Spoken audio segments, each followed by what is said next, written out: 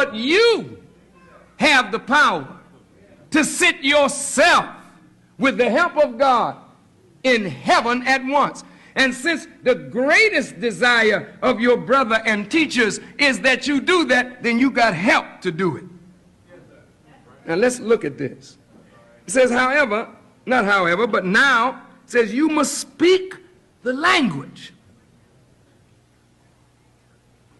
What are you talking about? Speak the language. You can't be in heaven alone. The nature of heaven is peace. Yes, you can have peace and contentment, but you're going to have peace and contentment in a vacuum. You know, brothers and sisters, when we communicate with each other well, and there is love and peace and brotherhood among us, you have the basis of heaven. David in the Psalm says, behold how good and how pleasant it is for brethren to dwell together in unity. You cannot have unity without language. You cannot have unity without communication.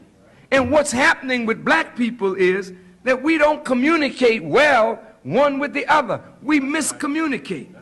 People are killing each other because they don't communicate. Christians and Muslims at each other's throat. I don't understand it. We're not communicating. Parents who are Christians, children Muslim, Muslims who are parents, Christians that are children of those parents, they sit down and instead of communicating, they argue. They miss each other.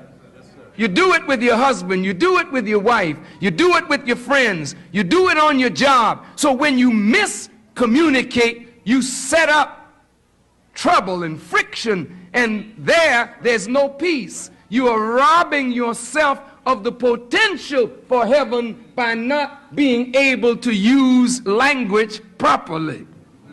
And this don't mean you must become an English major or an English scholar, but it would help if you learn to use language better, since that's the only way we communicate our ideas, our feelings to one another.